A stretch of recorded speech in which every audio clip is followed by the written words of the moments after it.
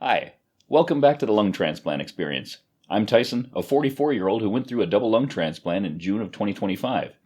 Today, I'd like to tell you a little bit about my story and what led up to my diagnosis, what exactly it meant, and how it felt. Maybe it sounds a little familiar to you. So, starting off, I've always been an active guy who's tried to always take care of himself and his lungs as best as possible. I've never been a marathon runner, but I'm no couch potato either, just active. Fresh out of high school, I watched my grandfather's health fade and eventually end from emphysema, likely due to his lifetime of inhaling concrete dust working as a stonemason. He was a full-time bricklayer into his early 70s, and really the only thing that slowed him down were his deteriorating lungs.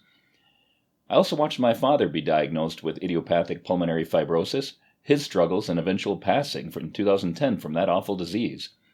I've never smoked, and I've always tried to wear dust masks and respirators when applicable. Like anyone else, I'm not perfect in my use of them, but I like to think I've been more cautious through my life than the average.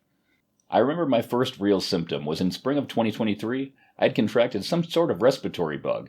I live in Minnesota, and when someone gets a respiratory infection, it seems like the entire state gets a respiratory infection. It's largely due to it being cold and we're stuck inside, breathing everyone else's air for half the year.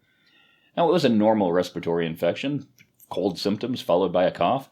I soon recovered from it, but I had this lingering cough that went on for quite a few months into summer. In the back of my mind, I had wondered if it could possibly be the early signs of pulmonary fibrosis. But I was 41 years old. How could it possibly be that? I went online in some social media groups. Multiple people have been talking about a lingering cough after an infection that spring, and that must be what I have. Nothing to worry about, right? I also noticed that when I was swimming, I seemed to be out of breath a little bit more than normal. But once again, we had just come out of winter, and I thought I was probably just needing to exercise a little bit more. I am a little out of shape, and, it's in my early 40s. In late summer, I went to my doctor for just a routine checkup, and I told her about my cough, and also told her I was going to be going to Japan for 3 weeks in just a few days. She had an x-ray taken, and she prescribed me with some antibiotics and prednisone, and just said I probably had walking pneumonia, as it had been going around quite a bit lately. And I went to Japan, and sure enough, my cough cleared up. Hooray! I was cured, I thought.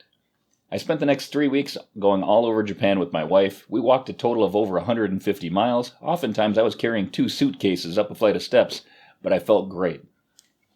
However, when I was in Japan, I saw a voicemail from my doctor saying the x-ray results were a little inconclusive and the radiologist wanted me to come in for a CT for a better look.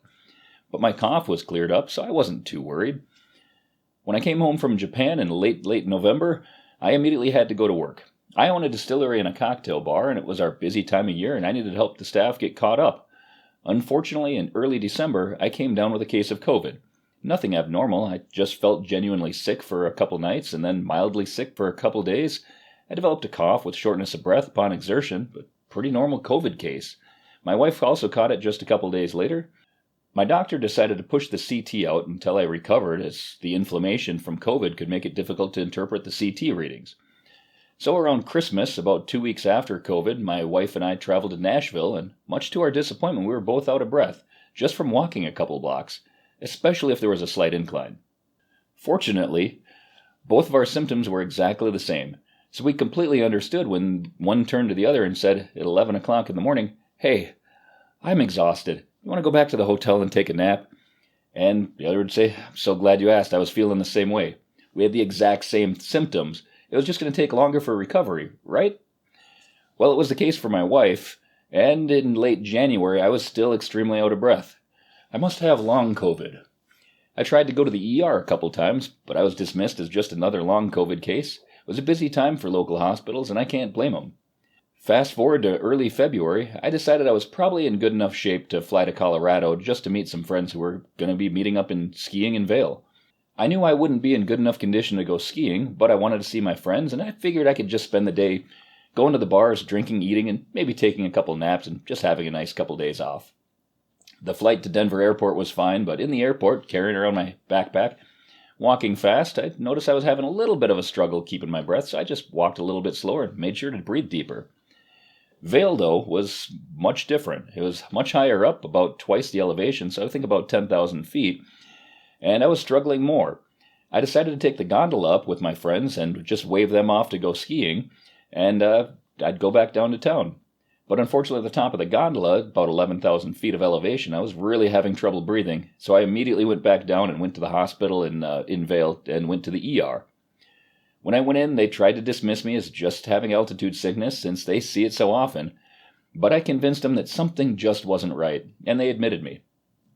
The staff there, especially the doctor, were so incredibly kind and downright chipper that they'd find out what little bug I had and they'd get me feeling better pretty quickly. They ran an EKG, blood tests, more blood tests, and an x-ray. And after each one, they'd come back and be chipper and say, hey, we'll do something else and we'll find out what's going on. And everything was good up until the CT scan. When they came back for the results of the CT scan, they didn't have a smile on their face. Something was definitely different, and I could tell things weren't good.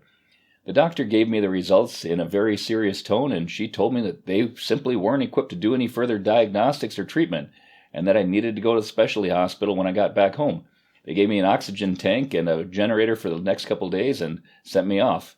I'll remember that date for the rest of my life. It was February 5th of 2024, and it's the date my life changed. At the time, I didn't know much about lung disease, the terminology, or how to read a chest CT. I remember the diagnosis said something along the lines of reticular diffuse opacities right worse than left, and suggests interstitial lung disease. I had no idea what that meant, except it wasn't good. I had a lot of questions already, mainly, is this curable? Do I have what killed my dad? Am I terminally ill at 42?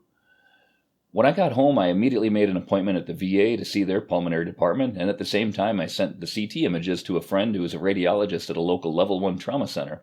My friend had me meet with their pulmonary team, and they all told me that I needed to go to the University of Minnesota as they were the only ones nearby who specialized in pulmonary disease. There wasn't anything they could do there. Oh, well, that's not a good sign, I thought. Let's see what the VA has to say.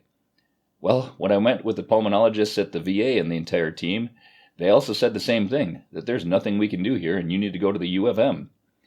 It's not the best feeling in the world to know that an ER in Vail, a level 1 trauma center, and the VA are all telling me that they aren't capable of treating me, nor are any of the other hospitals. Only the university, since they're a research center with a specialty department dealing with lung disease.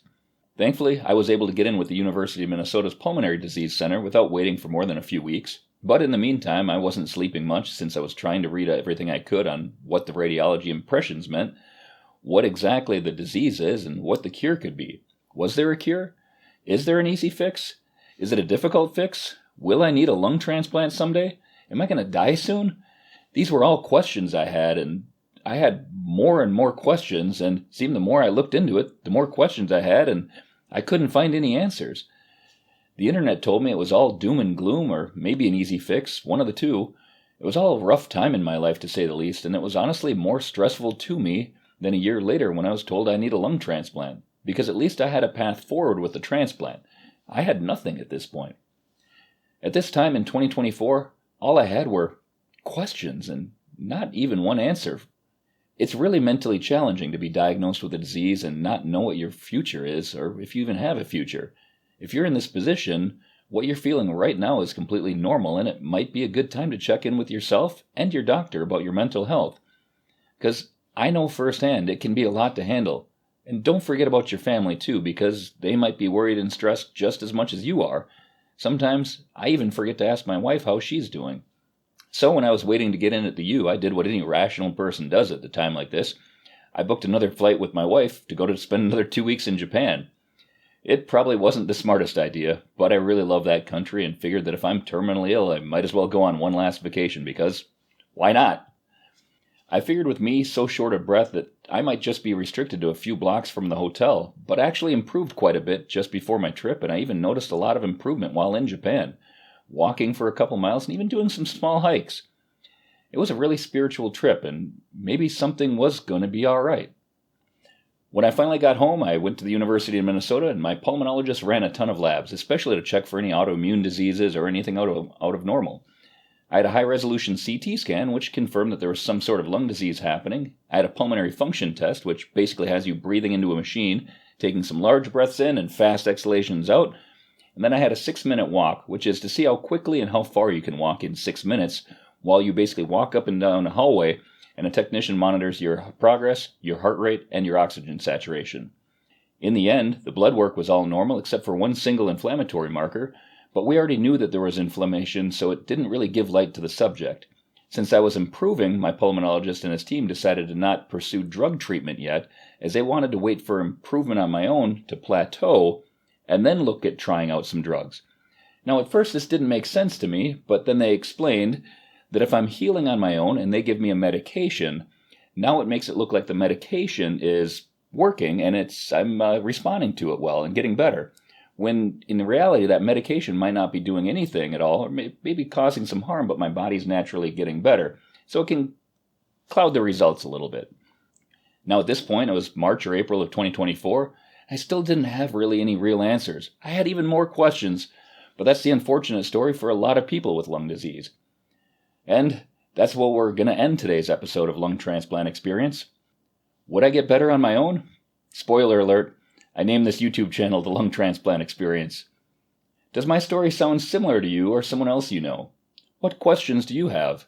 Leave a comment below, and while you're at it, please like and subscribe to this channel. It really helps the algorithm and it'll help me grow this so we can help more people. In an upcoming video, I'll go over how the rest of 2024 went for me, as well as dive into some side topics, including life post-transplant. Thanks for watching, and take care.